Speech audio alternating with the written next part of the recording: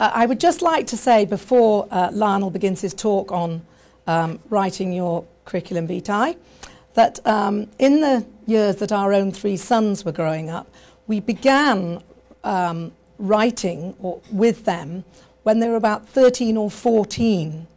And what we did was each year we would help them shape up a development of, if you like, a summary of what was important in their life so far.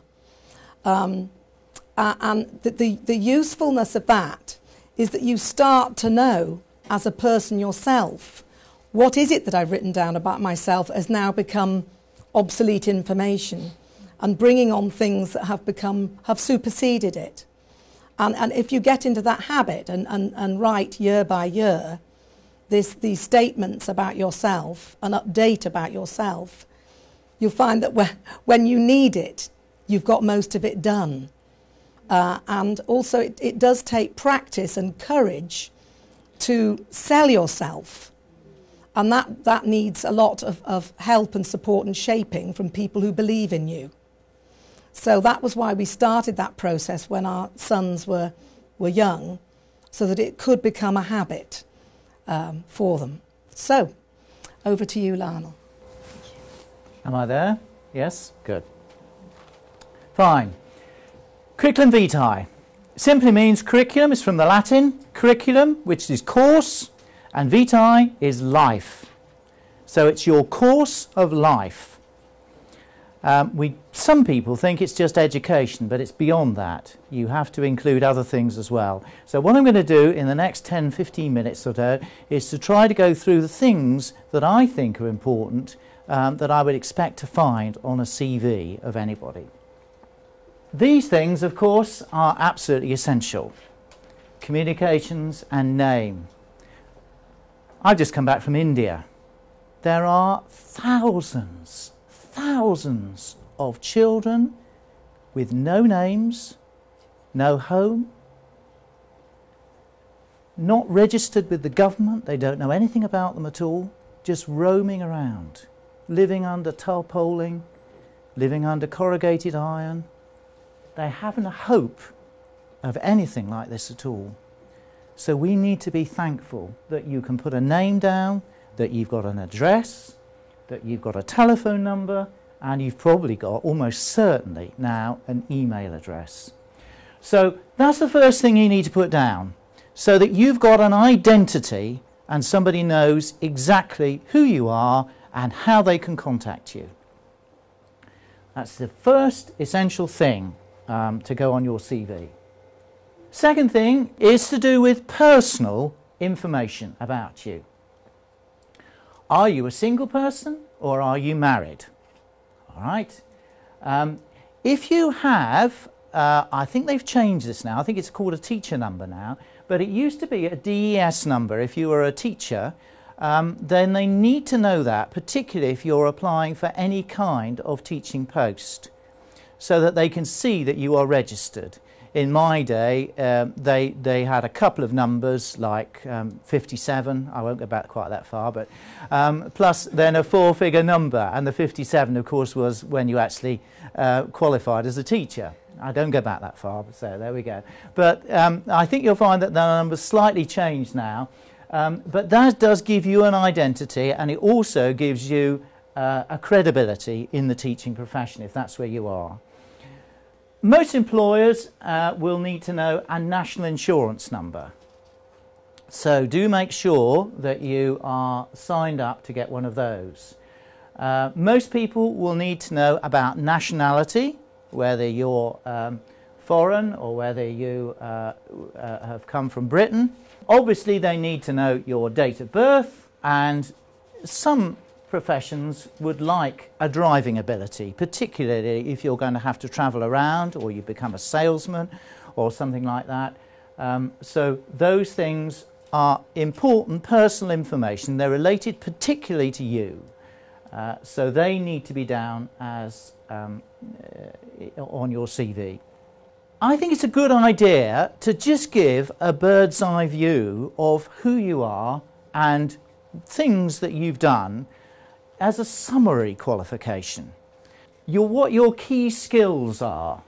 You might be very, very good with problem solving. You might be very good on the computer.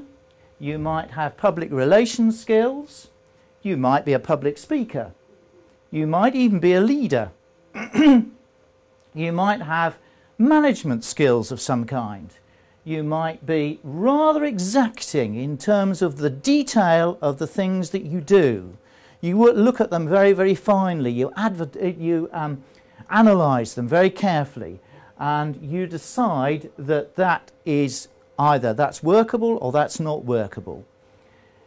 Are you trustworthy? That's the character one. Most employers want to know about that.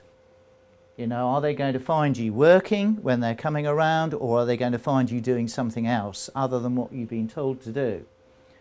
High level of integrity, obviously, this is what we're looking for. And a general oversight of who you are and what you would like to do and what really drives you. What are the real characteristics of you as a person? So that's just all summary. Don't go into that in some great detail, but just put it down as a summary of who you think you are, where your ability is.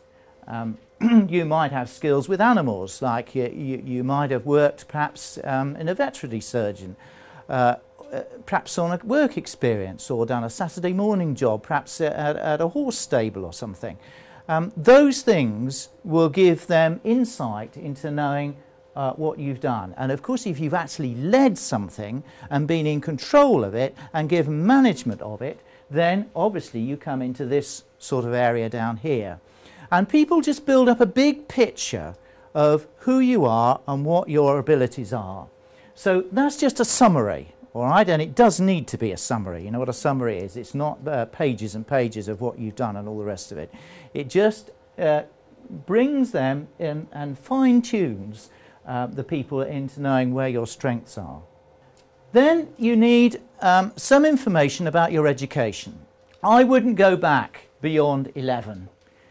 I think secondary school education is more than sufficient, really. Some people actually say post 16.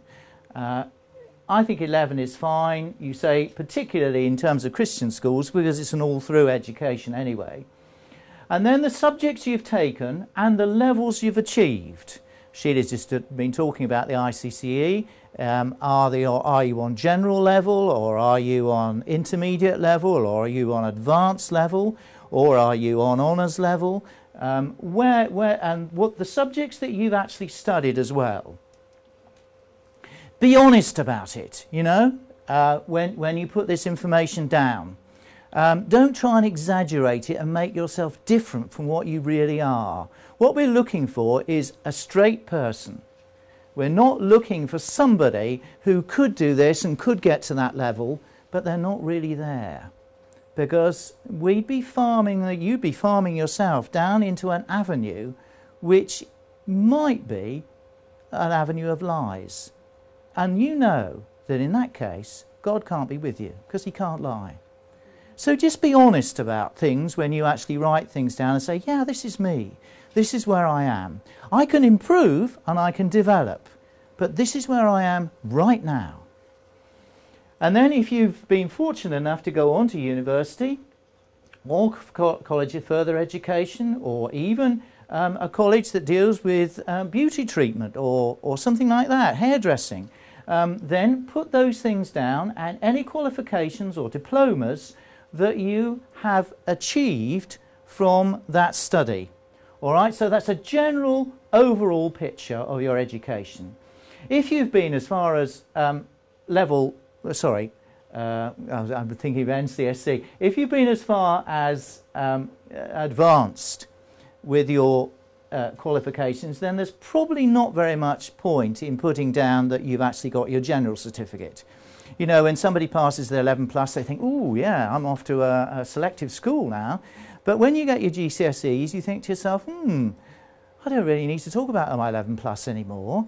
And you know, when you get to your degree, you don't really need to talk about the kinds of things you've done at school, because you've got to that different sort of level of activity.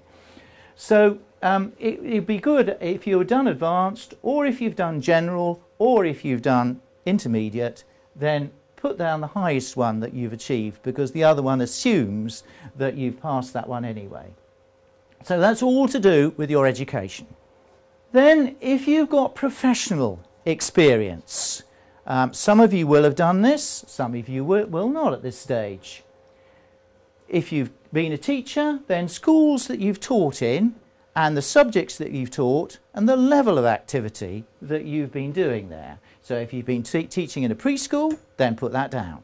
If you've been teaching ABCs, or if you've been teaching junior people, then make sure that that is put down clearly. Or if you've not been a teacher at all, work that you've been employed with, things that you have done, and your present position. They always want to know what your present position is now, because they will write and say, please give me a reference. So the present position that you're holding at the moment, and they will probably want to know your present salary or the scale in which you're working on. So if you're a teacher and you're level 3 or level 2, whatever it might be, they can work out roughly where you're going to be and then reward you.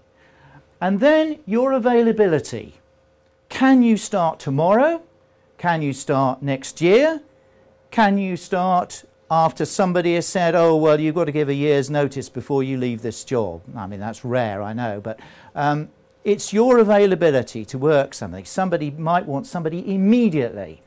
You know, somebody has had perhaps an accident or something like that and they need to be replaced immediately. Are you available now, or would you have to wait 3 or 4 months before you could actually take on that post? Any additional professional activities that you might have undertaken is the next one that's very, very useful. Other training that you've had. It doesn't matter whether it's to do with the job that you're applying for, but it gives them a rounded idea of who you are. And any other relevant qualifications that you have obtained as a result of doing those things. And you might have been writing, you know, things like you might want to become a journalist, and occasionally you've done things for a local newspaper, or you've written articles for some things. Then any things like that that you've done and that have been published for other people to read, then put those down there. So if you're a reporter for the Newbury Weekly News or something like that, or you've done write-ups for things, or you've written for, or shall we say, Life magazine or something like that. Anything like that, then put that one down as well, because that's an additional professional activity which you've been involved in and respected for. Community activities. This is a vital one for us as Christians, isn't it? Doesn't matter whether it's paid or unpaid. Your purpose in community activity is to enhance society. And then we become salt. Salt there that preserves society. Ideally, we need to flood the market with Christians who are going to go out and do work. It might be a Christian mission that you do, in which case you're giving yourself to somebody else, and you might be unpaid for that. That doesn't matter. You are the salt going out to preserve society and lift them beyond the place that they are at the moment. So anything to do with community activity speaks to somebody and says, this person gives to others, and they're not keeping it for themselves. So Christian missions, very, very important work. And if you've been involved in that, that speaks volumes to people who are thinking of employing you. Interests and hobbies that you might have to show your breadth of the fields that you've been working in. Hill walking means that you're probably in love with nature and you like scenery, and probably gives you a little bit of time to meditate when you're out walking as well. You know, that's quite a useful one to have. You might be interested in photography. You might be interested in sport. I know a lot of young people definitely are, in swimming. You might be interested in travel. Don't ignore your Christian faith either. Put that in, because they know where you're coming from then. and any medals, certificates that you've been awarded as a result of these interests. So if you've got a level in swimming, for instance, or ability in life-saving, or if you've got some kind of commendation from some photographic society, or if you've got a level of qualification in gymnastics or anything like that, put it in, because it shows that. And if you're more than that, if you've actually been in charge of running a program, say a swimming program, teaching as an instructor or anything like that, that's very, very important, because it shows your managerial skills as well. References. Generally, most people ask for 2. Some people ask for 3. Well, a minister, a church leader or a head teacher will probably be the key one for young people, because they'll probably be linked with a church or they're linked in some way with a school. So that will give a good overall character sketch of who you are. Then, for instance, if you're going to work in a medical profession, say you're going to work in a doctor's surgery or something like that, then try to find somebody who's qualified in that area to actually write something about your technical ability to work under those circumstances. So find somebody qualified in the area for which you are applying. And this, like some of the others, will be flexible and will change. So if you're going to work in a doctor's surgery, you might ask your local doctor to actually write a reference for you. May not know you very well, but he will have built up some kind of picture of you. But if you want to work in a horse stable or anything like that, then you would find somebody who's going to be interested in that kind of activity. So you would put them there rather than your doctor for writing that. So look for a qualified person in that area who is going to make a difference to you, and it's going to talk technically about what your ability is like in that area. And if you need a third one, a personal friend. Somebody who knows you quite well, has known you for years and can actually vouch for your character. And then finally, your qualities. You need to, this is a little bit like, and we're going to deal with this a little bit later, a personal statement. It can be quite brief. It doesn't have to be a long drawn out thing. How you will suit the job. Don't be disappointed, you see, if you go for a job and you don't get it. There could be some reasons, several reasons for it. But how you think you will suit the job.